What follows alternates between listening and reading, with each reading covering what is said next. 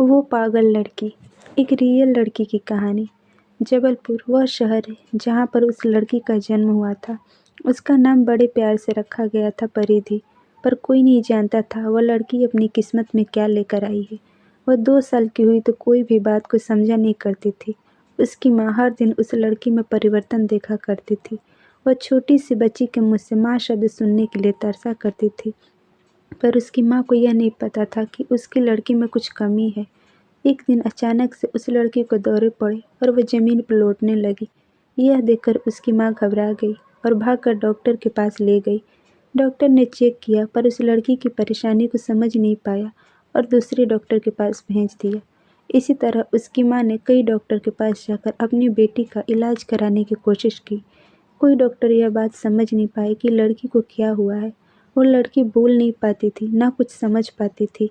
माँ बड़ी परेशान हो गई थी। बेचारी घर घर में बर्तन मांजकर और इडली की दुकान लगाकर अपनी बेटी का इलाज कराया करती थी, क्योंकि उसका पति निकम्मा था, कोई काम काज नहीं किया करता था। माँ ने हिम्मत नहीं हारी और फिर डॉक्टर के पास ले गई। डॉक्टर बोला, आपकी लड़की पागल है, इसे पागल खाने में भेज दो। माँ गुस्सा कर बोली, डॉक्टर साहब मेरी लड़की पागल नहीं है। और फिर वह वहाँ से घर चली आई। लड़की 4 साल की हुई। उसके स्कूल जाने का समय आ गया था, लेकिन उस लड़की को दौरे पड़ना कभी बंद नहीं हुए। उसे स्कूल में भी दौरे पड़ जाया करते थे। वह ज़मीन पर लौटने लगती थी। कभी कभी वह अपने दिमाग पर काबू नहीं कर पाती थी। उसे अंदर से कई प्रकार की तकलीफ होती थी।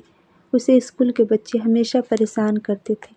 सीधी सादी भोली भाली सी लड़की, उसे क्या पता था कि उसके दिमाग में परेशानी है। हद तो तब हो गई जब एक दिन स्कूल की टीचर उसकी माँ को बुलाकर बोली, आपकी लड़की तो पागलों जैसी हरकतें करती है। उसकी माँ बोली, टीचर जी मेरी बेटी पागल नहीं है, वह बस बीमार है। पर स्कूल की टीचर कहाँ मानने वाली थी। उस लड़की को स्कूल से निकाल दिया गया। माँ परेशान रहने लगी। फिर दूसरे स्कूल में दाखिला कराया गया। वहाँ एक टीचर थी, बहुत अच्छी टीचर। उसने उस लड़की को पढ़ाने की जिम्मेदारी अपने ऊपर ली। कुछ समय बाद माँ को एक नामी डॉक्टर का पता चला। वह अपनी बच्ची को उस डॉक्टर के पास ले गई।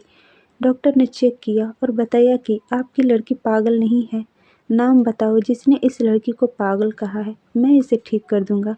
बस इसके पेट में एक पत्थर है जो धीरे धीरे इसके दिमाग में चढ़ने की कोशिश कर रही है, जिसकी वजह से इसको दौरे आते हैं। मैं इस पत्थर को निकाल कर नए तरीके से इलाज करूंगा। डॉक्टर की मेहनत सफल हुई, वह लड़की ठीक हो गई।